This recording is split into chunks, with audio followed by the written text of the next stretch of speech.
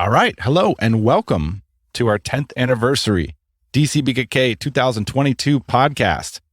This is a podcast designed specifically for you, someone who's hopefully looking forward to an amazing 10th anniversary Dcbkk in October. If it's your first time coming, we are going to talk details about the event. We're going to answer your questions that you emailed into us and provide some general perspective about the event. Later on in this podcast, I'm going to invite on 2 DC members who have lived in Bangkok to talk about the city itself. So in order to answer your questions, I've invited co-host of Dcbkk, Ian Schoen, aka the Boss Man, and also Jeff Beccaro, who has done so much over the past decade to help coach and prepare our speakers, workshop hosts, and generally speaking, the content that you'll see on stage and in workshops at this event. So those are the voices you'll hear. If you have further questions about this pod, you can reach out to us directly. Our event coordinator's name is Janine. Her email is janine@dynamitecircle.com. And our emails, Jeff, Ian, and myself, are our first names. So my email is dan@dynamitecircle.com, and Jeff and Ian is the same. So let's just jump into the conversation. Like I said at the top, this is our 10th anniversary event. We've been doing this for a decade with just a brief pandemic break. And it's always the highlight of the year for us. And I hope it will become that for you as well. So let's roll the conversation. I want to address the 2 main things. I want to share the details of what the days actually look like. And then I'm hoping what we can do is answer the number 1 question that we've gotten from attendees, which is how can I get the most out of the event? Dcbkk is a 4-day event. It starts on October 20th and it ends on Sunday, October 23rd. Thursday is a casual meetup day. Casual meaning it's not a typical conference day. We'll be having between 20 and 25 meetups. Most of these meetups will be facilitated by volunteers and experts in the community, topics that are wide ranging. In the past, we've had meetups on everything from e-commerce to managing development teams, to investing, to real estate, to Web3. We've had meetups about financial intelligence, about traveling with a family, educating your children. All different sorts of topic-based meetups will be happening in and around the hotel. And we'll also have happy hours in the evenings that are focused on specific groups within the community or specific topics of interest. So that'll be about 20 to 25 meetups. When I say it's a casual day, I mean that there's no like collective lunch that we all go to together. A lot of people are still sort of finishing up work for the week, hanging around the hotel lobby and the executive lounge and so on, and just sort of getting up to speed for this intense weekend. Thursday night, we will have a Dcbkk members only welcome to Bangkok cocktail party. One notable meetup that happens on Thursday morning is a first time attendees meetup, which the 3 of us, as well as some members of our team, will be at, where we'll give everybody a chance to get to know each other and learn some basics. It's the more dense version of this podcast. We'll be standing there right there in front of you so you can ask us questions, talk to your fellow first-time attendees, build some relationships, hit the ground running that first Thursday morning of Dcbkk. And that's a fantastic time to make like a conference buddy or make a couple of friends that you're going to help figure out the city, figure out the conference, figure out the community alongside. I remember being really afraid of how I was going to meet people and introduce myself to people, and quickly discovered that like with a red wristband, you could go down to the lobby, or you could go down to the bar, or you could go to the 7-Eleven around the block and you'd find someone else with a red wristband who had also managed to build a business of their own and make it around the world to Thailand. And it was just a transformative experience having that density of people that were similar to you. I just always recommend staying at the hotel. We stay at the Conrad last several years now, and it's like basically this conference takes over the hotel. You're going to recognize people that are part of the conference that you don't know yet by their wristband, like Jeff mentioned, or the way that they're working in the lobby or at the bar with their laptop. Just go up to them, say hi, introduce yourself, because that's what people are going to be doing all weekend long. This conference is full of people that are looking to give to each other, which is unique. Everybody has a story to tell, everybody has a business, and everybody wants to help each other. So definitely recommend staying at the hotel because you are more likely to create serendipity and bump into people that are doing interesting things. Also, no excuse this year as the rates and the value of staying there is at an all-time incredible level. Even upgrade to the suite, upgrade to the executive lounge, upgrade to whatever they'll let you have. It's never going to be cheaper. We always emphasize the opportunity and serendipity of staying in the hotel. But there's another sneaky advantage, which is the ability to be more efficient and take more rest. If you got to go across town to take 20 to get a little cat nap in or to relax a little bit, that's going to be a lot of time away from your ability to connect with others at the conference. All right, so next day, Friday, October 21st, is technically called Mastermind Day. Traditionally, well over 3/4 of attendees registered to participate in Mastermind Day.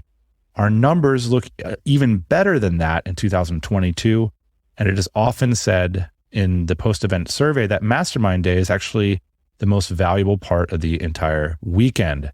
So basically what we do is we send you out a survey a few weeks before the event, and we say, look, where's your business at right now? What kind of stuff are you working on?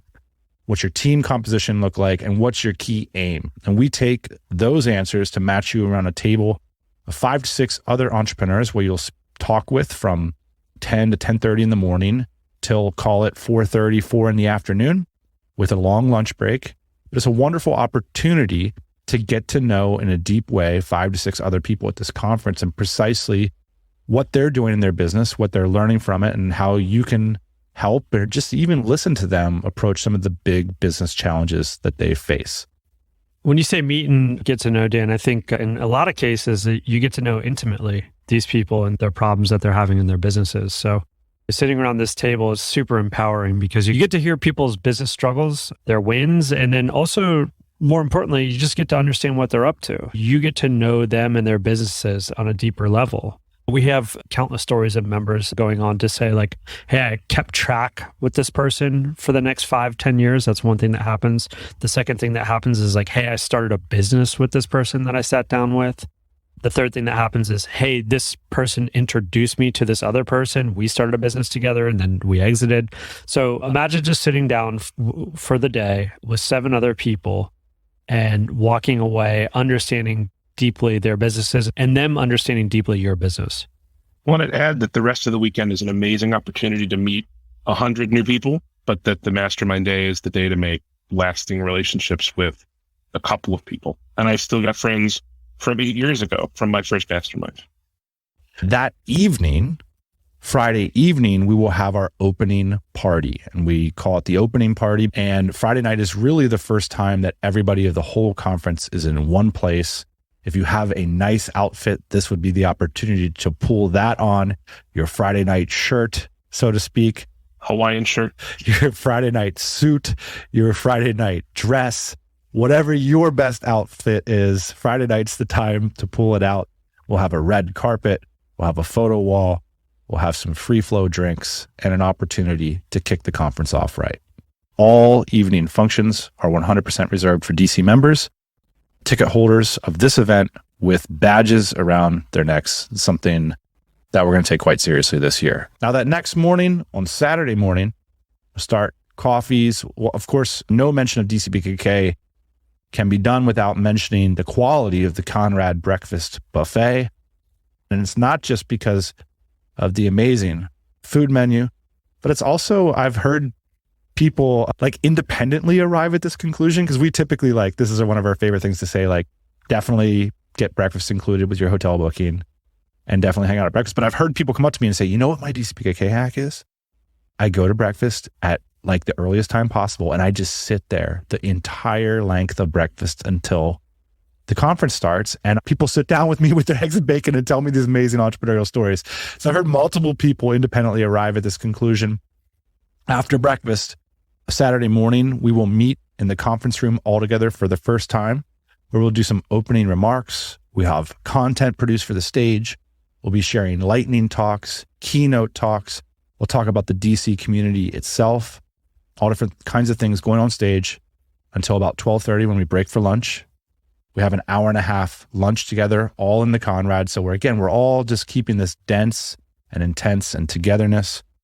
And in the afternoon, things lighten up a little where we break out into function rooms where you choose topics to attend workshops that you're specifically interested in. And those workshops go to about 4:35. And then Saturday night, we will have, of course, another social function. One thing probably worth mentioning is that dinners aren't ever included in DCBkk conference tickets, which is probably all the better because there's plenty of wonderful food options for you to explore immediately around the hotel and within the hotel as well. Yeah, and some of my best experiences from the first couple of conferences were those dinners of just saying, okay, who's free on the app or on Slack and wants to go get sushi at the mall? And it's an unbelievable way to make relationships with other people that are there for the first time and are just trying to figure it out. Finally, I'll go over our Sunday schedule. Sunday is a lot like Saturday, but it's reversed. And then we break for lunch as well. And then Sunday afternoon, we'll convene again in the main conference room to do main stage content, which can range from content from our own team, to lightning talks, and to keynote speakers. We'll have some closing remarks. We don't like to let the conference drag out for too long. We realize that although the content is a big part of this conference, so is the opportunity simply to spend time to each other, to get back out into the break room and to have a coffee, to visit sponsor booths, to continue to connect with those people that you've been enjoying speaking with all weekend. So the conference ends around 4:35 on Sunday, where we get prepared and rested up for the closing party, which happens on Sunday night. So that's the official schedule. Yeah, I just want to jump in and say, if you're interested in speaking at the conference, I wanted to give a little clarity about the difference between what we look for in main stage talks and the breakout sessions. The main stage talks are intended to be applicable to everybody. So it's about the story of building a business. It's about leveling up. It's about management. It's about things that are relevant to everybody. But where the breakout sessions get really exciting and kind of like choose your own adventure is they're laser focused on specific tactics.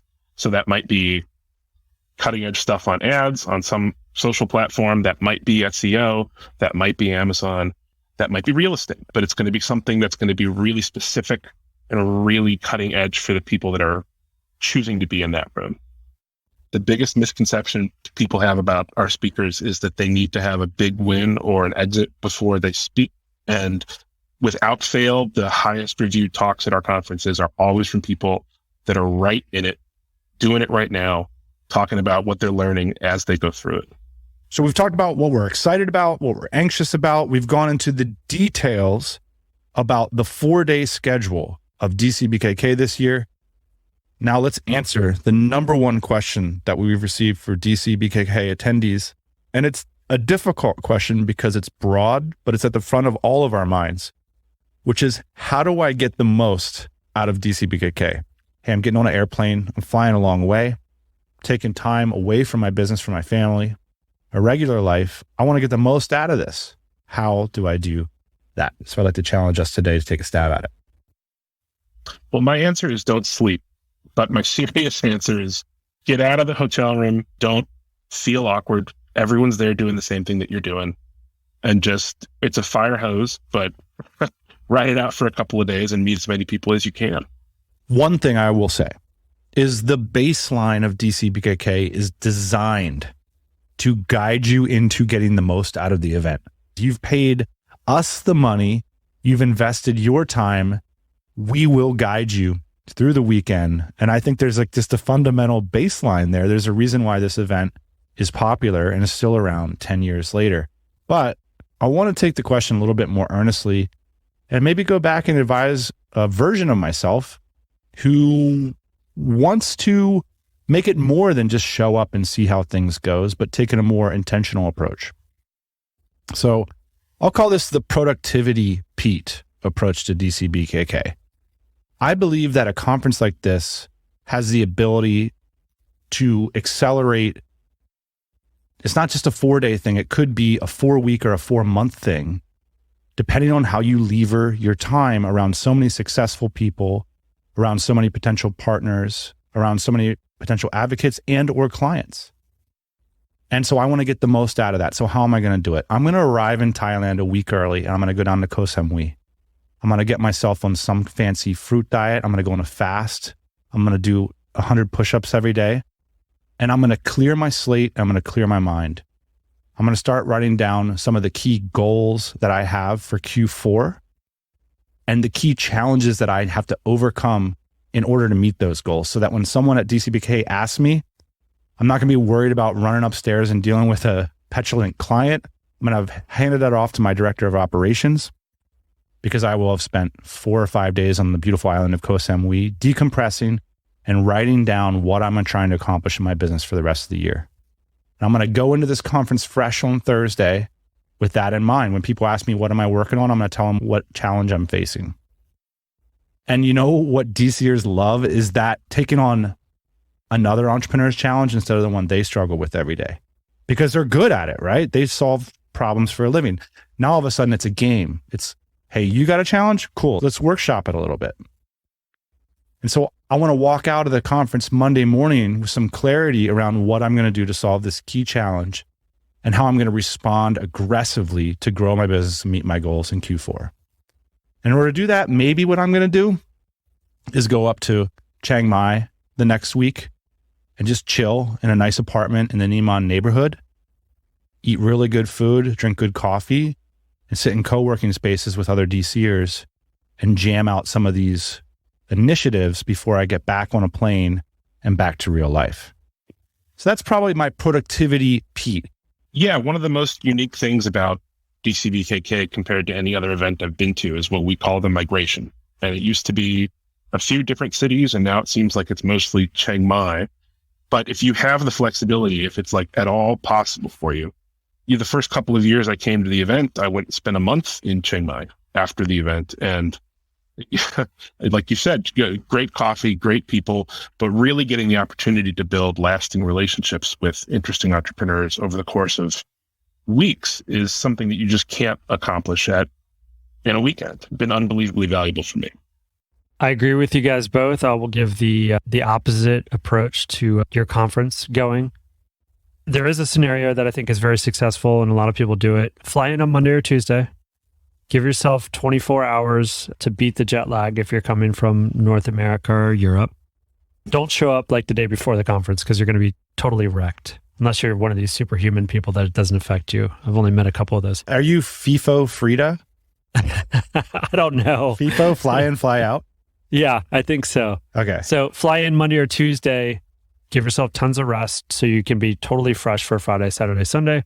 Fly out sometime Monday afternoon if you can. I think it's totally doable to do Bangkok in 7 days and feel good on both ends, both getting to Asia and then coming back from Asia.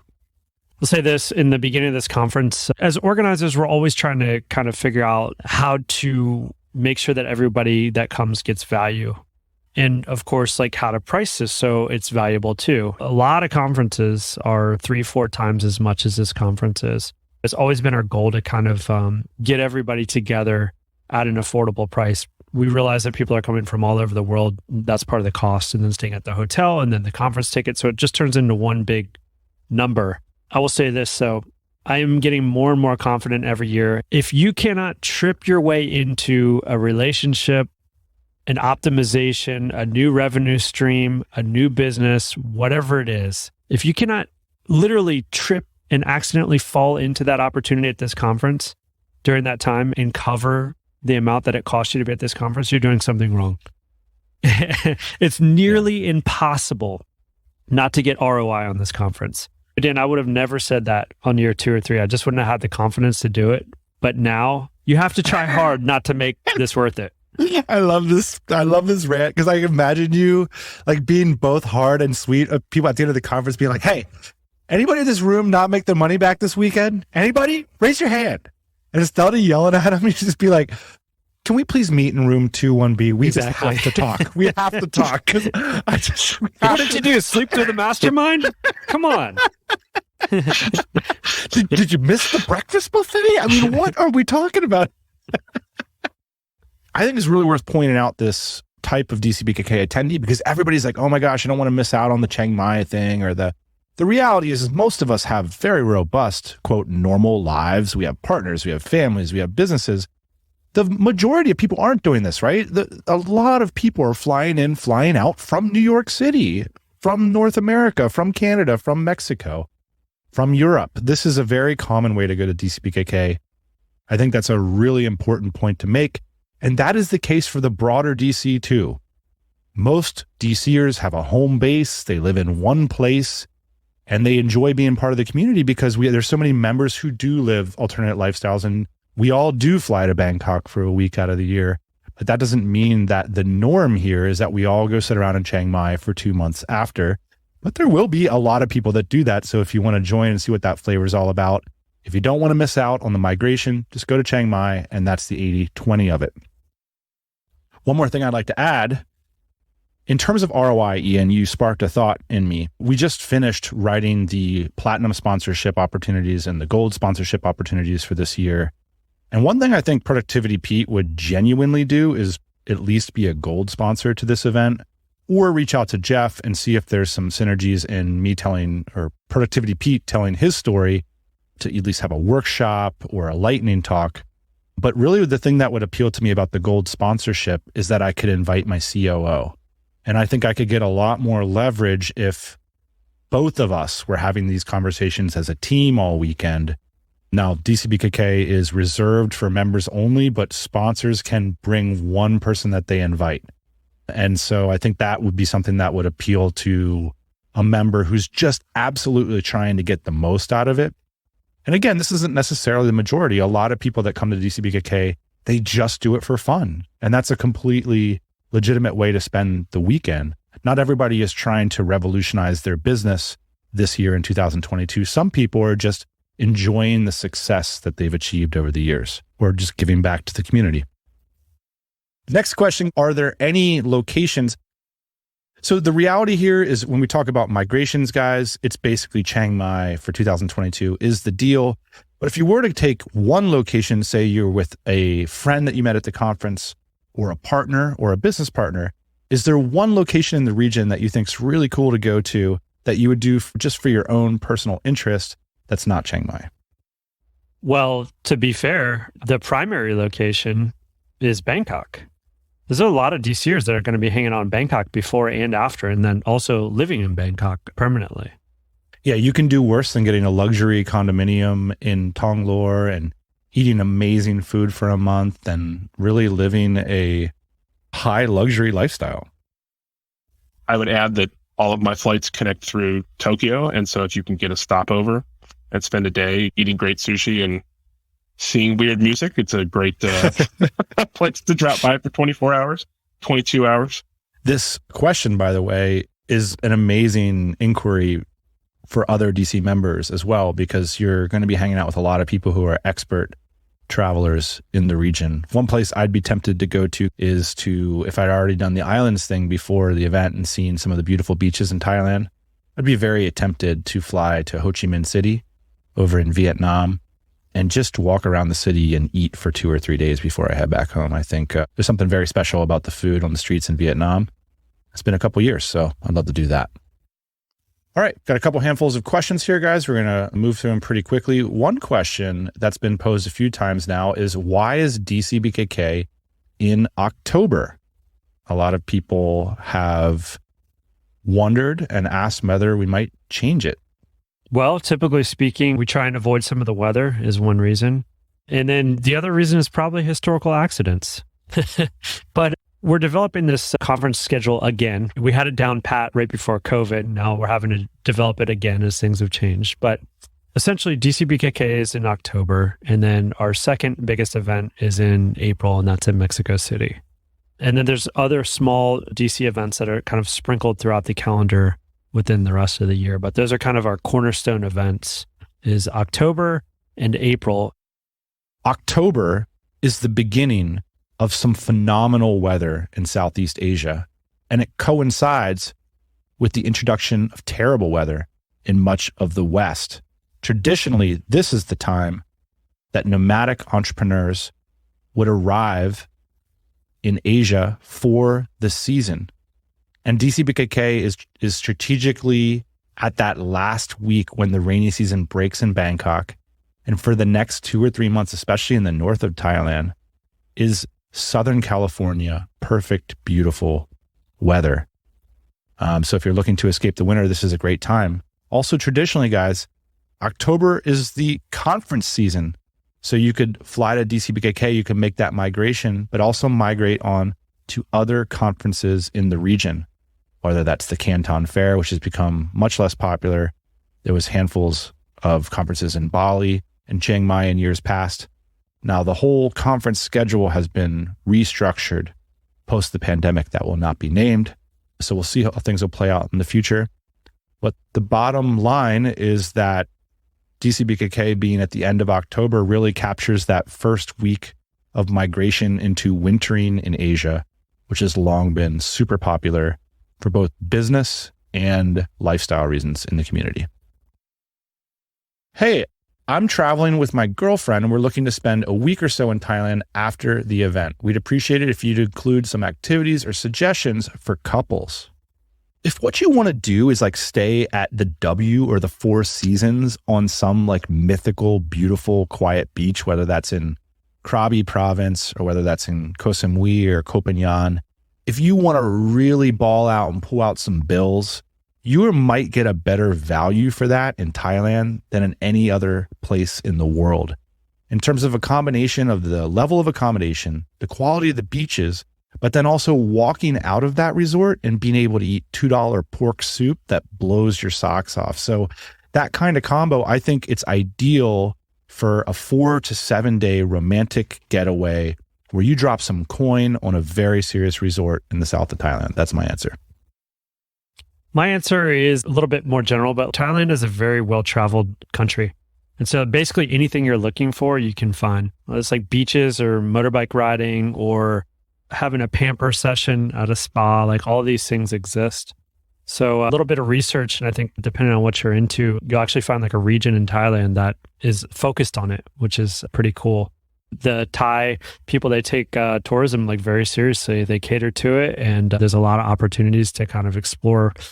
If your idea is to like come to Dcbkk and then like make a trip of it with your significant other, it's a lovely place to do that. Your significant other will probably really enjoy just chilling out in the hotel if they're not going to come to the conference. Like it's a very easy place to just chill out all day, either at the pool or the bar or in your hotel room.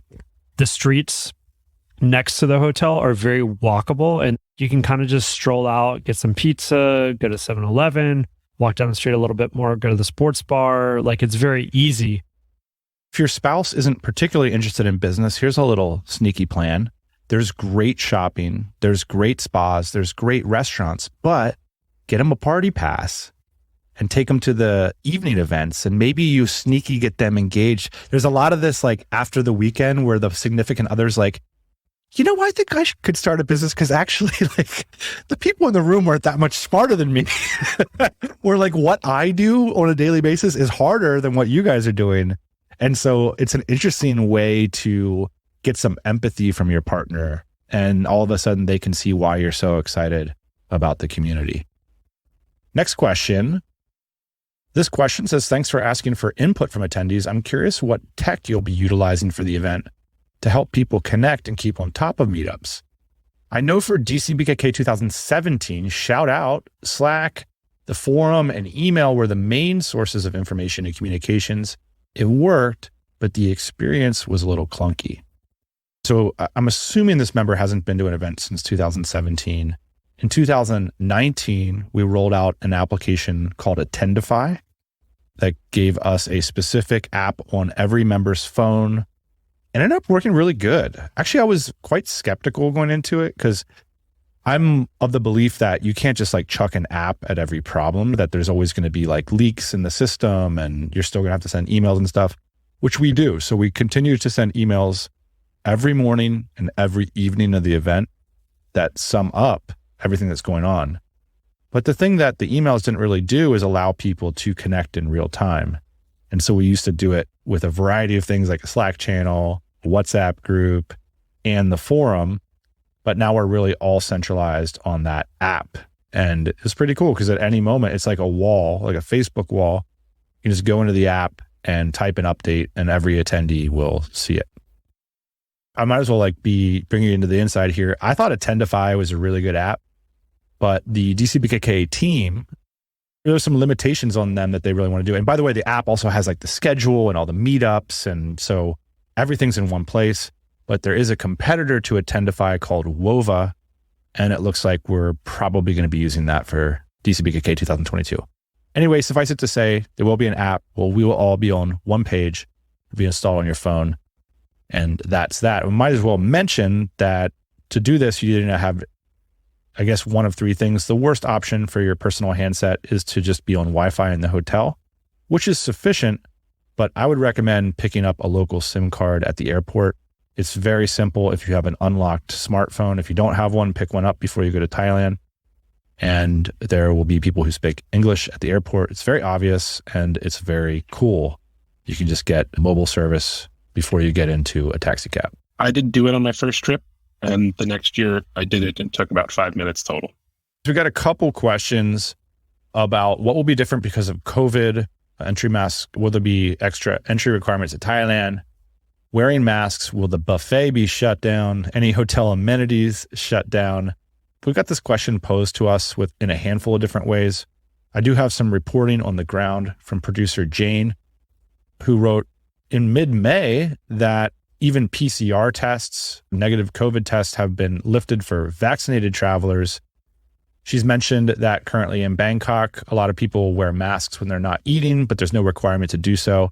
It's also worth mentioning that masks for the prevention of disease and stuff have long been more popular in Asia, and it was regular to see people wearing masks at airports in Asia. Everything is open and the city is the same, but a bit quieter, although getting busier. My hotel and apartment building is completely full. Now, this is a message from producer Jane in mid-May. Now, things continue to evolve quickly. We don't anticipate many restrictions in October, but we will be printing all this information in the forum, in the app, so that everybody can be well prepared. I would add that everyone that we've worked with in Thailand over the years is very excited that we're coming back, and that it's created an incredible opportunity in the tourism industry to get some amazing deals.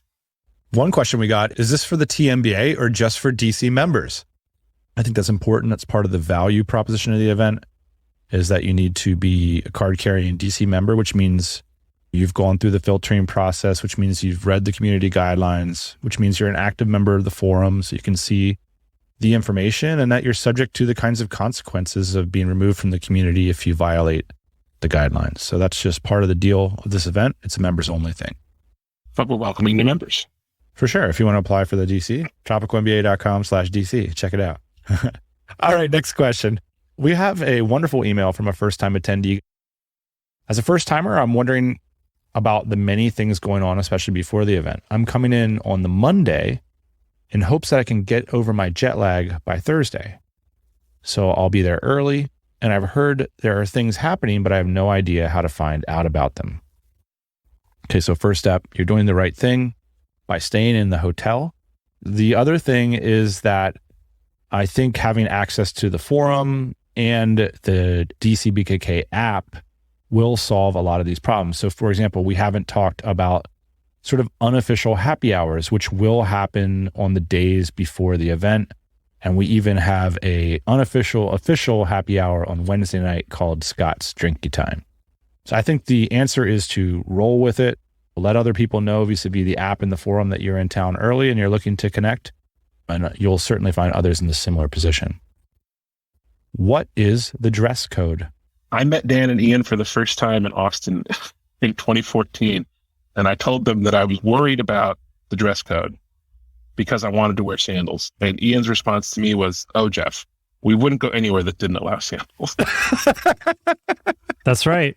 And if you notice, guys, I don't know if you've taken note of this, but the world is coming to us because there's less and less places that disallow sandals than there used to be. I mean, it used to be like a thing. I don't know if you guys remember this in like the 90s and whatnot. Like you actually had to dress a certain way to go to a restaurant. Now you can wear your hat in the restaurant. Now you can wear the sandals in your restaurant. In most places in the world, and Bangkok is no exception to that. In fact, many of the locals wear sandals because it rains. So you can certainly dress up if you'd like. I think a lot of people do that during the parties. I think it's a fun thing to do just in general. Bangkok is kind of one of these places where you will see several people in button-ups during the day and night. It's a major city. So you're going to see people in business casual, you're going to see people casual, and then you're also going to see people dressed to the nines. So I would say, generally speaking, though, people that come to this conference dress relatively casual. Yeah, I would agree with that. The median DC member is going to be wearing just something nice and comfortable, whether that's a t-shirt or a polo shirt or just a casual shirt, a pair of jeans, and some sneakers. On either ends of that, you'll have members who are in surfer chic, all the way to members who like to wear something distinctive and classy and professional. I don't think anybody's too uptight or judgmental about it one way or the other. I think Ian's point's pretty well taken.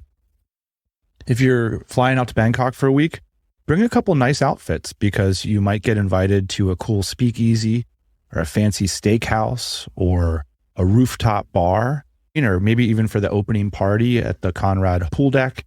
You'd like to wear something classy, and that's typically when people get dressed up the most. So I would bring one outfit that is your version of elevated. Things are fun to wear for 1 or 2 nights in Bangkok for sure. Or your newest pair of reefs, whatever you decide. Final thought on this is bring yourself a long sleeve shirt because they just crank the AC in these hotels. So a lot of people find themselves cold during this event. So I would definitely bring a long sleeve shirt at minimum. I think that's a good piece of advice as well. Like, I personally wouldn't wear flip-flops to the events for that reason, Ian. I would always wear a pair of sneakers and socks and maybe even keep a hoodie or a long sleeve t-shirt in my backpack or a button up that I can toss on if things are getting chilly in the hotel. Are there any specific things that I should bring? Business cards feel old school, but maybe people use them. How many business cards have you guys received over the years at DCBkk, and do you think they're a good idea? I actually think they're a decent idea. 0. I would like it for us. I don't know if this is on in the plan, Dan, but to implement some kind of QR code, because I do think that it's stressful trying to remember and like write down who you met. So like a QR code on a badge. We have talked about QR codes on a badge. I think business cards are not super common at DCBkk, but also not unheard of at all. I've definitely received handfuls of business cards over the years. Also, I've seen a lot of members take photos of each other's badges. So that's another way. It wouldn't be weird to say like, man, this is a really great conversation, Jeff. Do you mind if I take a photo of your badge just so I can take a note to follow up with you? I personally like to bring a backpack to the event. I am an organizer, so there's a lot of things I need to carry around, but that's one thing I see a lot of members carrying around. Final question. What's the best way to get from the airport to the hotel? Do they have a shuttle? Grab a taxi, public transportation? I'm arriving at 8 p.m., so it'll be dark out. This one's easy. Bangkok. Again, this is not some U.S. city where you're left to your own devices to figure out how to do things. It's like you arriving to New York for the first time. Can you imagine coming from Asia? It's just like people yelling at you, not being that helpful, like no public transportation hardly. You show up to Bangkok, you walk outside, there's a row of taxis. There's a very organized way for you to get into these taxis. Okay, you get in the taxi, they'll drive you wherever you want to go, no problem. That's easy. Option number 1. Number 2, if you're staying at the Conrad, they can arrange for you a shuttle. If you're staying at another hotel, a lot of times they can also arrange a shuttle for you. And then the final option is the Uber option. Very easy to get from the airport to wherever you want to go. I would recommend, there's all these like money changers too in the airport, generally the worst conversion rate that you can get. I would recommend just telling your bank in advance that you're going to Bangkok. You roll up to the ATM. There's a bunch of them. Go to the ATM that you see the most of, meaning the bank that has the most ATMs. Don't go to the ATM that there's only one of. Go to the ATM where there's the most of. Pull out a couple $100 or whatever, and that'll get you started in that taxi. All right. So this is interesting. I like this one because if you take a city taxi, they don't necessarily all have credit card machines. So yeah, when you get to the airport, know your conversion rate. Whatever that conversion rate is, do that math, figure out your little heuristic for understanding that dollar bill conversion to Thai bahts. Go get a bunch of money out of the ATM. Then go buy your SIM card. What that's going to do is give you small change. Now you can take a city taxi And if you want to give a generous tip to the person who drove you a half an hour to a 5-star hotel, I think sometimes first-time travelers to Asia are just super worried about getting ripped off. Look, if it's a $10 taxi cab fare and the guy says it's $20 or whatever, it's okay. It's $20 your first time, get out of the taxi, give a good tip and enjoy your evening. Now, I really like something Ian said, which is if it's your first time to Asia, do it right. Call up the Conrad and say, what's the best car you guys got? They'll send you like a BMW 8 Series or something. It'll be $100 and say, put a couple Singas in the back of that thing on ice. And they will do that. That's the best part about staying in a 5-star hotel. You've just arrived in Bangkok. You've got a cold towel, a couple of cold beers, and a BMW 8 Series. That's my suggestion. Yeah, as long as you're not showing up at the same time I am and that car's not available, because I don't think they only have 2 of them. Well, it's cool because Good idea. There's so many companies that'll like stand there and hold your name, Mr. Boss Man, and they'll be there in the airport that even if the Conrad doesn't have their cars available, they will find a third party that will come and pick you up. They'll send somebody for you. So yeah, they might only have 2 of those BMWs, but they'll send a shuttle service for you if you request it. I think that's pretty cool because although Bangkok taxis are safe and people use them all the time, they're not always the most comfortable or nice taxis. So they're getting better every year, but yeah, it's kind of cool to go with the limo option.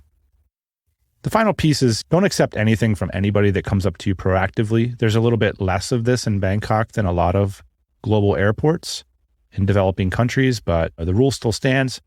If somebody's walking up to you proactively to try to sell you something, you are not buying it. But I will add that this is worse in New York than it is in Bangkok. Totally. That's actually true. That's a good Jeff. point. It's a very good point about the New York versus Bangkok. New York is more intimidating than Bangkok. With the exception of if it's your first time in Bangkok, of course, you're going to have a little bit of nerves. But the cool thing is there's a lot of service providers in the airport, the people who are representing the telephone brands, the people who are representing the tourism board. You just walk up to them and ask them questions and they'll guide you in the right direction. Unlike, I can think of a lot of travel experiences in Asia where you show up someplace and you're just not sure who to trust, especially in places like Vietnam and China back in the day. And Thailand just really isn't like that now. I mean, you're going to hear straightforward answers from friendly people who speak English, who are looking to help you out and make sure you have a good time in Thailand. So won't be too worried about the sort of information you're getting from officials at the airport. And we're answering a lot of questions today to try to be helpful and make sure that we're thorough. But Thailand's a really welcoming country that's really happy to have us. And for the most part, DCers are such a unique and odd group that we've had a great relationship with our hotel and with drivers and with everyone else because we're just a little weird and they kind of think it's funny. Well, that's it. Looking forward to the gathering of the weirdos in October. We're just so excited that you guys have registered your spot at our 10th anniversary conference. And our whole team is working hard to make it our best one yet. So if you have any further questions, we're happy to answer via email, via DM, or in the forum. We appreciate these questions and we'll continue to give you more information about the event as it nears. All right. I also wanted to play this conversation. I actually put it out on the TMBA feed, but I'm assuming most of you maybe didn't listen to this particular episode. It was an episode about Bangkok specifically, and I thought the way these 2 DC members talked about the city could be really useful for people flying in October. So you're about to hear the voices of Jesse Schoberg and Kyla Gardner, 2 DC members who've both been to Dcbkk and lived in Bangkok itself. So let's roll it. Hey, podcast listener, even if you are alone in your entrepreneurial journey, know that today, right now in your earbuds, you are joined by thousands of entrepreneurs from all around the globe seeking to grow better, more profitable, location-independent businesses. If you'd like to learn more about what we do and download our entire back catalog, check out tropicalmba.com.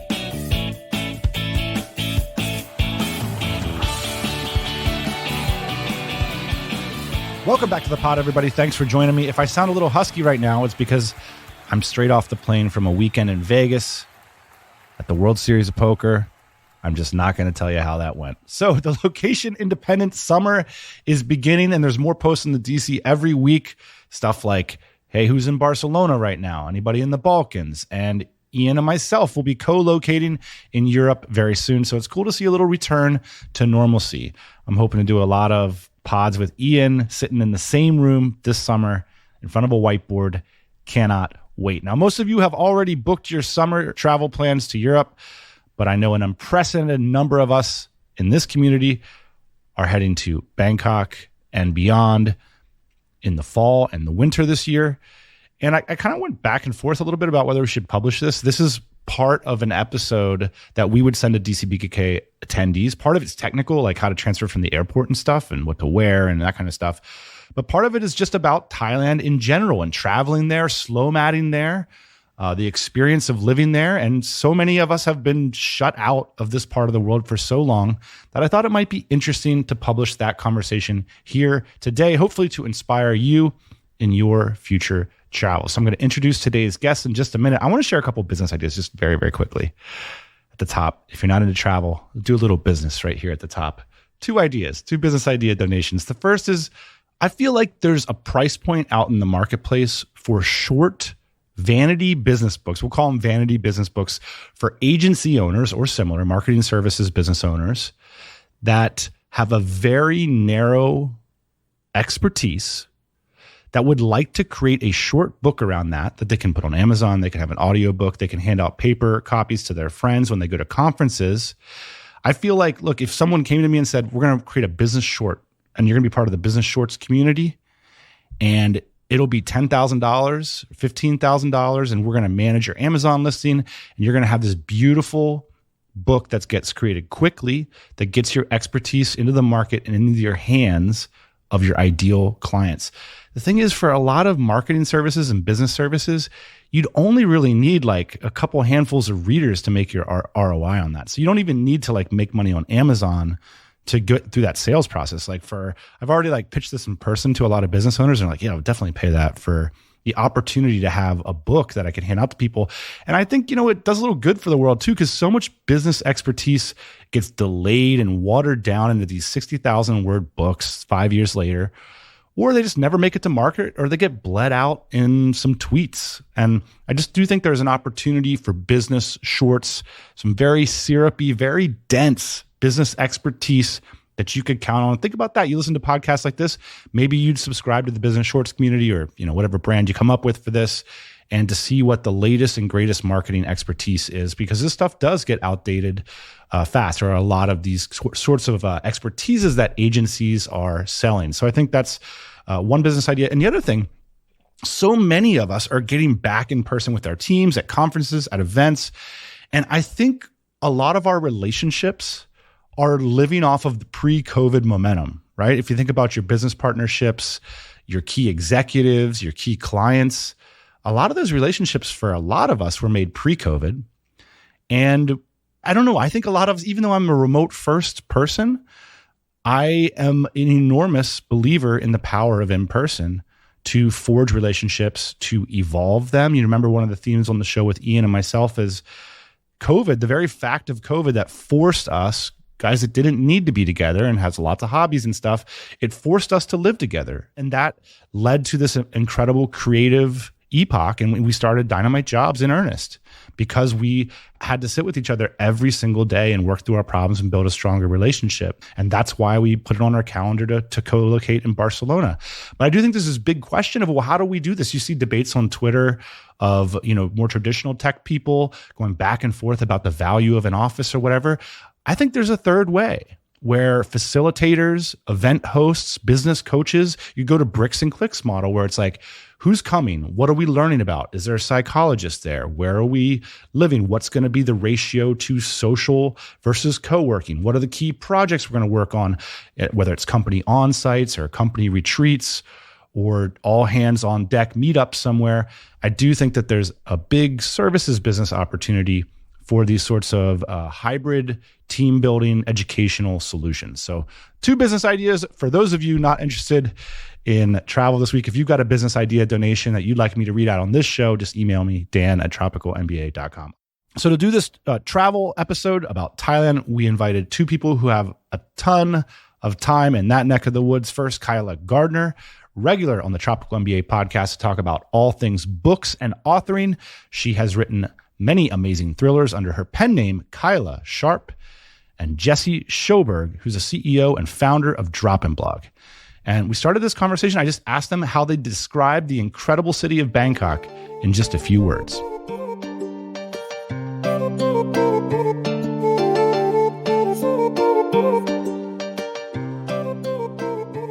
So I lived in Thailand and various places in Thailand off and on for 3 or 4 years pre-pandemic. Bangkok was always my favorite place. I kept coming back there. And I think I'm just more of a city person. I really loved like how alive and chaotic it was. So a few words to describe it. I would say, first of all, dystopian. I feel like I'm in a like futuristic young adult novel when I'm there, like in the best way. Like there's kind of a sky city and then a street city. And the sky city is like when you take the train, which is really nice and clean, and there's all these walkways that are above the street level and it connects right to the malls where there's like Gucci and Prada. But then when you go on the street level, it's like these little street carts with like food and fruit and like mangy dogs, and like the street, like the sidewalks are all uneven and there's like electrical cables swinging at you. And it's just like these very two different cities right on top of each other. And I love that contrast. It's like a Blade Runner. I've always thought there's these young people who read anime comics and stuff, and they dream of the future and how Asia is going to deliver on that promise. And they go to Tokyo and they end up disappointed because there's just a bunch of really like quiet streets with nice fashion shops and cafes. But then you go to Bangkok and you're like, this is what we were dreaming of. Like we are being delivered with like, on the street with the steam coming up from various cauldrons of delicious food and or broken sewer pipes. And then you've got this whole other world of luxury and ease up in the sky. It's a really nice way to put it. Yeah, I mean, I really agree with you that I'm more of the city person as well. I mean, that contrast is what's so special. And it's not just the contrast of having the things. I like that the people do like all the things too. I mean, obviously there's like different classes of people that are entertaining different things, but it's pretty cool that you can eat these like amazing like pork skewers on the street for like 30 cents. And then you can go get the most amazing VIP movie experience that you've ever had in your life, where they bring out like a popcorn tasting menu and then serve you beer in the theater in like a bed. It's just like completely insane, right? Or then they'll be like at the Chanel store and there'll be like people lined up to get in and spend 100x the actual cost of these products. And then they'll walk out with the product and then stop at the same pork skewer stand and buy the 30-cent meat and be like, yeah, this is a really good spot. You got to get it. And it's really special that way. It's kind of the best of that, not too clean and perfect like Tokyo or Singapore, but still all the way developed, top level tier 1 city. You can get access to goods, everything you want. And then I'll say the things that make it hard is that it's not a super walkable city, as you mentioned, with the sidewalks sometimes and this kind of stuff. You got to learn how to live in Bangkok. You got to learn how to find your area. At first it can be very overwhelming, and wherever you happen to rent an Airbnb might not be the easiest spot to get through and get around. So it takes a bit of practice to kind of learn how to find your version of Bangkok. And I feel like sometimes every time I go back, I find a slightly new version, and there's so many to explore, like any great city like New York or LA or Tokyo as well. There's a new version of the city waiting for you every time that you come there and stay in a little different area. So it's pretty special that way. Is there something that ultimately frustrated you about living in Bangkok, Kyla, that people might look out for or plan for or anticipate? So I think another good word for Thailand in general is absurd. It's hard to describe if you haven't been to certain parts of Asia, but there's kind of this mentality of like, if something like goes wrong or isn't working, you just throw your hands up and you're like, there's nothing that can be done. Absolutely nothing. But it's like the easiest solution in the world. And if you just build a society on that and keep iterating, there's just so much stuff that doesn't make any sense. And on my good days, like I find these little surprises and strange happenings delightful. But when you're like having a bad day and you're like, I just need to get this like paperwork done, but there's so many levels of absurdity and bureaucracy that I can't do it, you want to go crazy a bit. For sure, for sure. I mean, this is any developing country, right? But I mean, I feel like there's two things I always lean to on those is at least it's cheap, or don't ask. Like that kind of solves both things. And then when you actually have things that you need to get done, usually the good thing about places that you can usually throw money at the problem.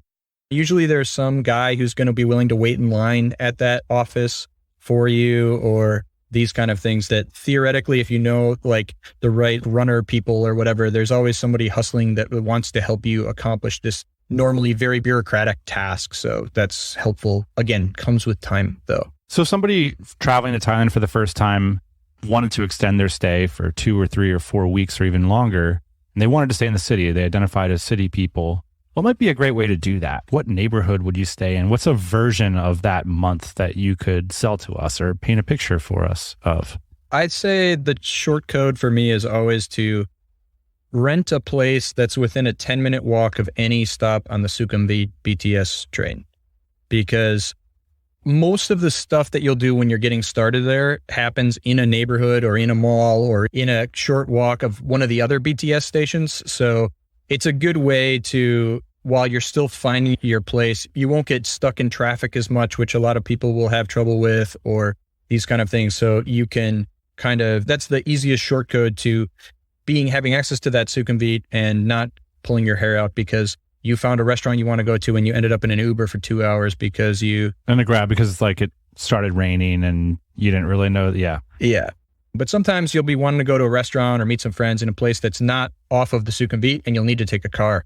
And we'll happen to be at dinner time, and we'll be checking the Grab, and it says, 15 minutes till the car gets here and everything's gridlocked, and then God knows how long for you to actually get to the destination. So the hack is you take Grab Bike, which is they throw you on the back of a scooter, and that solves all traffic problems. So if you're brave enough, that's the hack to really cut through all traffic woes if you aren't taking like a 2-block walk could save you 15 minutes on a cab ride because the taxi will pick you up, right, to get the fare and then spend the extra 15 minutes. Kyla, what neighborhood would you stay in if it was your first time? What would you recommend a good place to stay if it's your first stay? I definitely agree with Jesse. Anywhere off Sukhumvit is good. I've stayed outside of like Prompong, Tonglor, Ekamai. Those are Sukhumvit stops, just to clarify.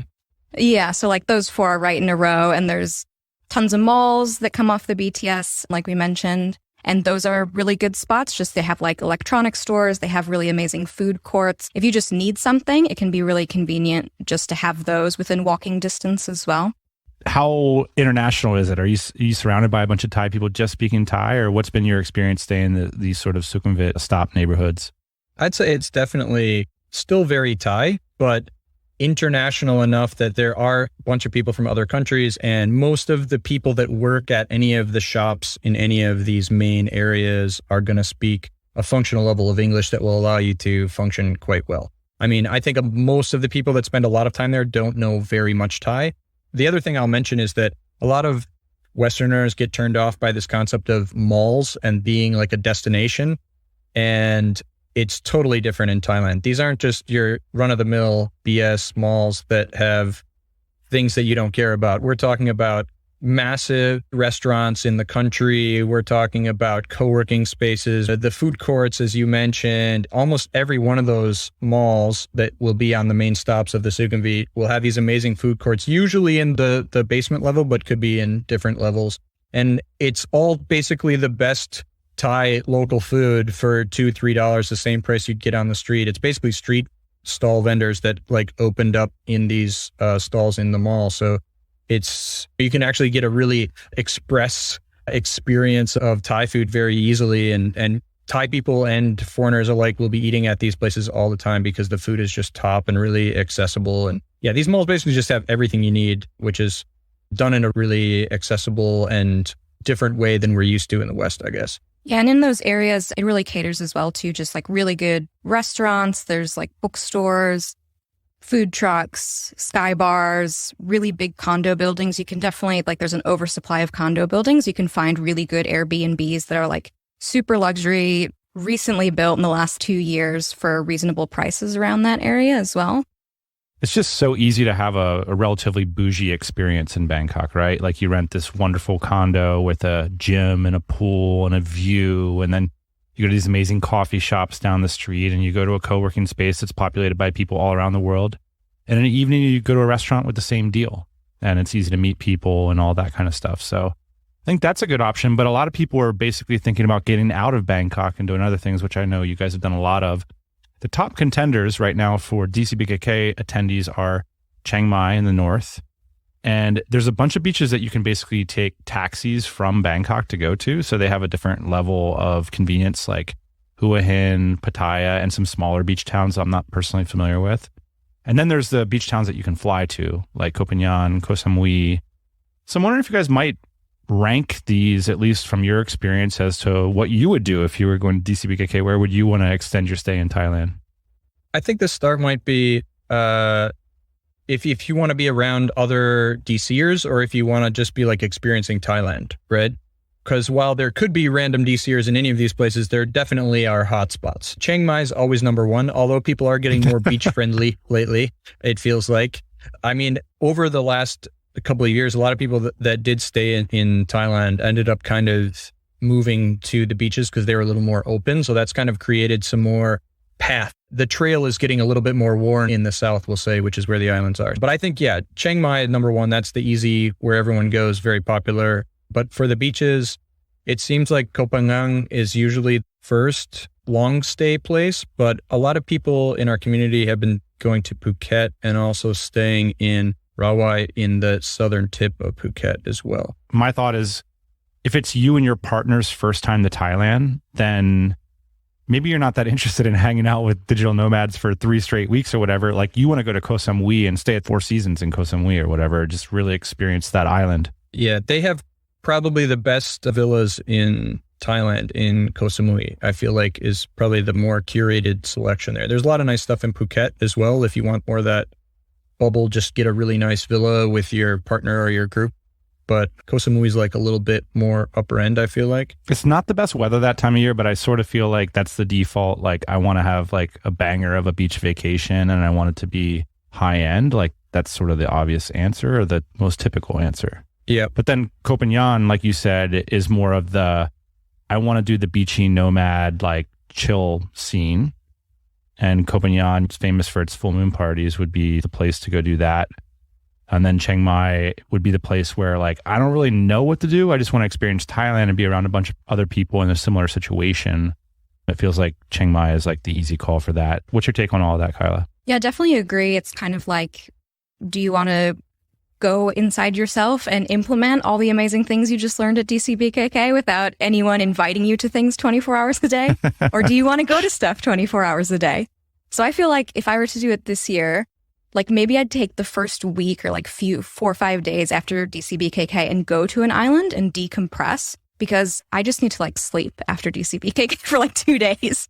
And then maybe I'd migrate up to Chiang Mai and then have a few weeks with people there, because there is still a lot of things going on, like 2 or 3 weeks after DCBkk. A lot of people hang around. Monday! What's faster than a Top Fuel dragster down the quarter mile? Your business when you use Dynamite Jobs Recruiting to supercharge your cash flow engine. Strap in, gas up, and let the profits flow. If your hiring is slow or falling off track, supercharge your strategy with a 0 to 30-minute phone call with our legends of the hard sell. They'll dazzle you with high-pressure, career-killing sales tactics, urgency, persistence, auto dealership desperation. And then tell me you couldn't use a little more of these in your pursuit of business excellence. Operations managers in Omaha, marketing mavens in Marbella, coding wizards in Cape Town. We're taking this race global. Thanks to the support of listeners like you, it's not just the hard driving, and closing, showing at the wheel anymore. We've got a whole team at your service this Monday. Let's outrun your competition with an insanely profitable hire from Dynamite Jobs. Head on over to dynamitejobs.com and click on remote recruiting. We've got this question asked in a lot of different ways, but basically, how do I get the most out of this conference? I mean, it's intimidating, right? All these people have these different ideas and these like lores and histories, and now it's not even going to be a week. We're going to go to all these different places. If you haven't experienced it before, what might they consider to maximize their experience? I've been thinking about this, and I don't know whether to advise just accept that you really just have to go really hard and you're not going to sleep and you're going to be exhausted, but it's going to be worth it. Or like try and take some power naps. Like maybe don't go to one like session or one dinner and like just calm yourself and take a breather, because it is just so stimulating, so full on, so much fun. You meet so many people that I have trouble being like, I'm not going to go to this thing, because what if it's like the one person I'm going to sit next to at that dinner is like going to be my new Dcbkk best friend. So it's just like, I guess you have to know yourself. Yeah. It's hard out there. Hard out there. Yeah. It is an interesting thing, Kyla, because everybody does say all these like self-care tips. And the whole time I'm like, I don't think anybody does any of those things. Nobody's going back and meditating for an hour while there's this great party happening. Yeah, it's hard. It's hard. I'll say a couple things. First of all, as far as actually like the content itself, the first year that I went, I just had like 25 pages of notes. Like every single session, I was just like, yeah, I'm going to do this. I'm going to do that. And then, of course, the next year I found those set of notes and I hadn't done any of them because afterward I was just so exhausted that I forgot about it all. So then what I started doing, I just make one note on my notes app in my phone for every conference. And I just put only things that I think I can actually action. So at the end of the conference, I'll maybe only have like 6 bullet points. And then I force myself after, in those few days at the beach when you're decompressing away from everyone, as you mentioned, to go through that list and actually move those into like our company project management system, or like actually talk through the team. Are we going to implement any of this stuff, or am I just throwing it out and then it's going to sit in the back of my brain till it comes up again? And so that made like actually a way to action these things and curate them so that they are possible to actually action those things that you learn about. So that's the first thing that worked really well for me. I've been doing that for a few years now. And then the next thing I'll say is stay at the conference hotel. And when you don't stay at the conference hotel, besides what you'll hear a lot of people talk about is all this serendipitous, you meet someone in the lobby or you meet them in the hotel bar or you see them in the elevator or whatever. This is all very true. But then back to the recharging, take a break situation. If you're not at the hotel, you can't take a break. And so what I love about staying at the hotel is when you start feeling like you need a little bit of recharge, you can just slip back up to the room for 20 minutes and just like stare at the ceiling and just let your body regenerate a little bit and then jump down to the next thing. Where if you're staying next door, you can't do that. I mean, we just had this last week. There was a DCX New York City here in New York. And we went to that event and we already have a place because we're here for a month and we didn't stay at the hotel, and it was over in Queens and we're in Manhattan. And it was like, yeah, big, long days of stuff. When there was an hour and a half break between the end of the session and dinner time, I didn't have time to go home. So it was like, okay, I guess we'll just have some beers and keep rolling into it. And it made it a lot tougher. So those are my 2 main tips.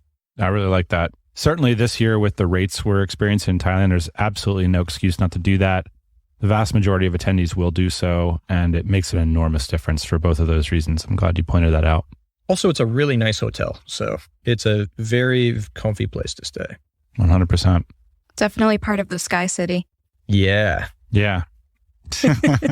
Another thing about the conference I would say as well is if you're going to get together with people to go to dinner or like do a little, Bangkok-y thing, just don't go too far from the hotel. Like we were saying with the traffic, like you could say, oh, we're just going to slip out for lunch. But then it's like you're gone for like 5 hours because the place you chose, though it wasn't very far away, like it's just impossible to get to and there's all this traffic and it's raining. I think in events like this, people always overvalue cool and they undervalue logistics. Yeah. It's like, look, we've got tons of people meeting, like tons of serendipitous situations. You can sit at a sandwich shop with 5 people, that's cool, that are doing really interesting things, versus like a 20-minute cab ride to go to the supposedly cool steakhouse that now you got to wait in line and now they don't have a table for you. And now you're at the other end of the table from the person, which brings me to another point, which is if there's more than 6 people there, don't sit down, because you can't actually do what you went there to do, which is network with everybody and like share stories and get into pods with people who are doing similar things. The torture of the long table dinner. Yeah.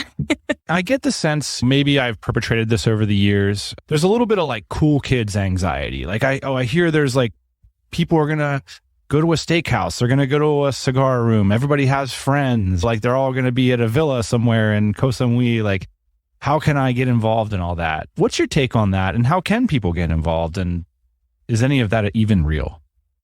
I don't think so. Yeah, it can be very intimidating, especially like a lot of people this year will not have seen each other maybe for 3 years. And like, it's so exciting. You're going to see people running across the hallways, like hugging. But like my first year at Dcbkk, I was volunteering, didn't even have a business yet. And just the number of people who were like willing to talk to me and were interested in what I was doing and didn't brush me off just because I was a volunteer or whatever. I was just like so amazed by that, how kind people were. So I feel like DCers are very open. And even if you're doing totally different businesses or you seem like totally different people, like just the connections, you never know who's going to be the person that you really connect with. And it might be you're not the type of people who are going to trade business cards and like work together, but you just have so much in common in terms of values or other things like that. I do think that it is a little intimidating, and there is a little bit of this, like anytime you go anywhere where there's people that already know each other and you don't know any of the people, right? That's normal. But I do find the DC to be very inviting in that way. And people are used to meeting new people and open to meeting new people. That's kind of part of the ethos of being like nomadic and bootstrapped entrepreneurs. Like people, they're just kind of used to being a little more open than normal, super cliquey situations. Of course, people already know each other. They're going to be excited to talk to each other, but also people kind of, as a lazy move, just talk to the people they know. And so they're excited if someone new comes up and starts chatting them up. And so a lot of people that I've met have said like that they were like someone that they'd heard on the pod before or something, and that they're like afraid to go talk to them because they think that whatever. And it's like, no, that's great. That's a good like conversation starter. And then you have something to talk about, and maybe you can ask them to lunch or something like that. And people are usually open to meeting some new people and breaking that ice. And the other thing I'll say is that it's good to keep track of some of these new people that you meet and then reach out to them after the chaos, right? These, just like any relationships, they take time and this kind of stuff. So maybe you have time to get a lunch with somebody, maybe you don't. If you felt like you had an interesting conversation, reach out to them on the forum and then start a conversation, or set up a personal Skype catch up and just see how they went with the event or something like that. I think that there's definitely ways that you can kind of work through that cool kids concern mentality. I think the other thing is perhaps you cannot rush these sorts of things. It is possible that you could meet somebody at the conference and get invited to go hang out in the villa with them. I mean, that's not unreasonable at all, but more likely it's going to be something more casual where you have a few lunches together, and then you hear a group of people is going to Chiang Mai and you build trust over time. And I think that's one of the things that's unique about the community. That's a possibility. People do want to connect over time. I think I agree with you, Kyla, that people are very open to that. There's a genuineness in the community. And so it might take an event to get to that point where you feel like you have a bunch of different options that are outside of the conference for your next conference. And another reason to stay longer and go to Chiang Mai for a month or 2 or 3, because there's a lot of people there and there's a lot more time. So then there's more dinners, there's more hangouts, there's people saying, hey, we're doing this tomorrow. Who wants to go with? Versus like, hey, I'm doing this in the next 5 minutes and 1,400 people are going to be at this dinner that we're going to. It's like, there's a little more time for slow build relationships during the post time than the actual conference itself. I was just going to say, having done conferences where I didn't do any of the stuff, Chiang Mai or the islands afterwards, and then 1 year going to Chiang Mai after, it was really like relieving to be able to tell people who maybe you just chat for 5 minutes in the hallway and you're like, oh, I really want to follow up on this, but you don't see them again. But you're like, oh, wait, are you going to be in Chiang Mai? And just knowing like, okay, we have a lunch in 2 weeks. It's fine. I don't need to like chase them down at the conference in the next 2 days. So we've advocated hard for Chiang Mai. I mean, if you're going to go to Koh Samui, Koh Phangan, book yourself into a kick-ass resort and have a great time.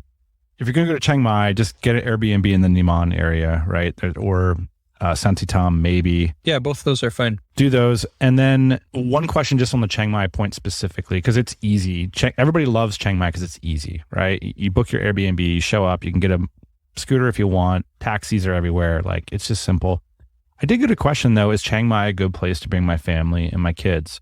So maybe some overall commentary from you guys about safety. And I know you both currently don't have families, but what would be your perspective on what you've seen from your friends and just general ideas around that? I feel like Chiang Mai is probably one of the safest places I've ever been in my life. I feel like if I left my laptop at the coffee shop and I came back the next day, they'd say, oh, sorry, you left your laptop here and I ran the software update for you. That's the kind of comforting feeling I get there. So I don't think there's any security issues. Actually, I feel like most of our friends who live in Thailand that have kids live in Chiang Mai. It's a kid-friendly, easygoing sort of place. There's definitely lots of outdoor stuff for them to do. I think it's a good place to have kids. And actually, another one of our friends in the DC did a bunch of research on different schools around Southeast Asia and found that Chiang Mai had the best like quality international schools for the money kind of thing, and brought his kids there. So yeah, I think safety, definitely Thailand's like one of the safest places I've ever felt traveling. And not from experience, but yeah, I've just seen a lot of families go up to Chiang Mai. Like the Elephant Nature Park is a big thing to do that's kid-friendly and adult-friendly. I loved it. But yeah, it seems like it's a bit more, like it's less full-on than Bangkok. So I would say that's probably a better option than staying in Bangkok. The one thing, if it is your first time going up to Chiang Mai, I think safety is a big theme that a lot of travelers feel in Thailand. And maybe that breaks down a little bit when we start to talk about road safety, which Thailand has not the best safety record on the roads. Not to say that this would necessarily affect families in Chiang Mai, but I think living with a family in Chiang Mai for extended amounts of time is potentially an amazing place. And we both have lots of mutual friends who do that. Great schools, great activities, everything. But maybe if you're there for like a week, like the logistics of moving the fam around everywhere could get a little frustrating because the traffic patterns and taxis aren't as available as in some other spots. You might want to get ahead of that by like maybe renting a driver for the week or something like that, or getting like a limousine van that would be on call 24/7. Just like something to consider if you're going to bring your family to Chiang Mai. The idea that you could just book into this amazing beach resort on Phuket and the kids can just like roll out onto the beach, and like that sounds a little simpler. That said, Grab now has those vans are on Grab. And so are the red trucks. Yeah, the red trucks. You got a big family, you get one of those, you're good to go. Guys, I want to ask you for maybe some preparation, some things that you would do in advance. Are there books that you would read or movies you would watch to get into the mood? Or I feel like we're almost past the time where we should talk about like how to pack your bags or whatever. But might there be things that you would bring or prepare yourself mentally weeks or months in advance of a trip like this? I've always loved reading about a place before I go. Loved reading about Thailand while in Thailand. One of my favorites is The Beach by Alex Garland, about some backpackers who go a bit crazy on an island in Thailand. Another one is My Pen Rai Means Never Mind by Carol Hollinger.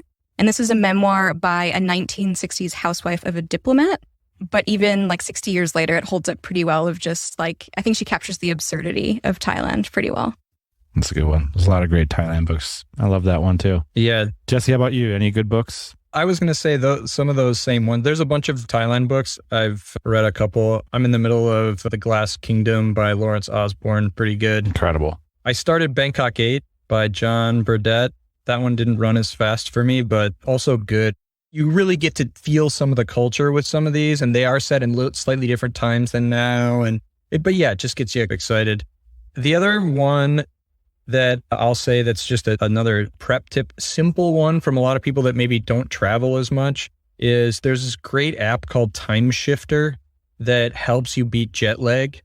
And essentially you just put in your flights, you put in what time you normally go to bed, do you consume caffeine, and it gives you this perfect schedule starting a few days ahead of time that you start tweaking your bedtime and your caffeine intakes and this kind of stuff. And then it tells you during the whole travel day exactly when you should be sleeping and when you should be awake and when you should be taking caffeine. And beating a 12-hour jet lag can be brutal if you haven't done it before. And even if you have and you do it wrong, I'm a big fan of that app. It's helped my life jump around the world a lot easier. I guess we have this level of excitement and anticipation and so many new people coming to Thailand for the first time. Are there any messages you'd like them to consider before they get on that airplane?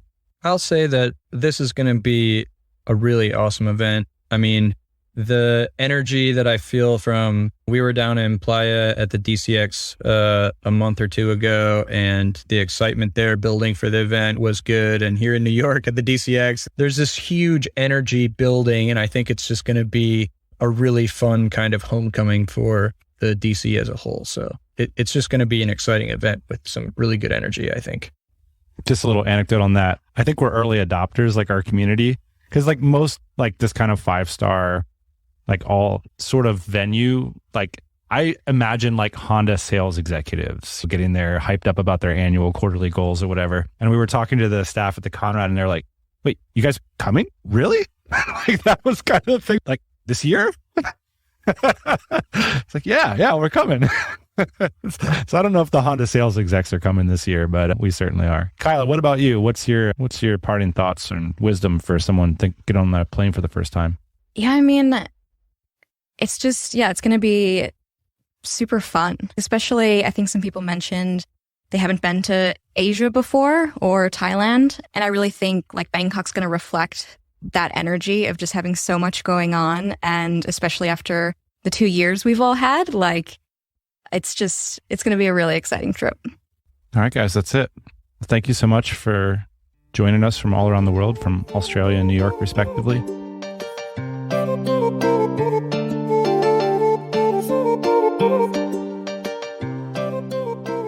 So big ups to Kyla Gardner from kylagardner.com and Jesse Schoberg of dropinblog.com. Just a tiny insight into some things to think about when you're coming to Thailand. Personal views, of course. We'd love to hear from you if you've visited or lived there. This is the first of just a few episodes this summer we'll do in anticipation of that big fall and winter migration. And a lot of this is in response to questions we've been getting from you. So if you have them, I'd love to hear from you. Dan at tropicalmba.com. That's it. As always, we'll be back next Thursday morning, 8 a.m. Eastern Time, when I hope my voice will have recovered. Hey, thanks for listening to the Tropical MBA podcast. You can go to tropicalmba.com, get access to hundreds of back episodes and all kinds of other goodies. Load up your iPod. That is the cheapest way to fly business class on your next international flight. We will see you next Thursday morning, 8 a.m. Eastern Standard Time.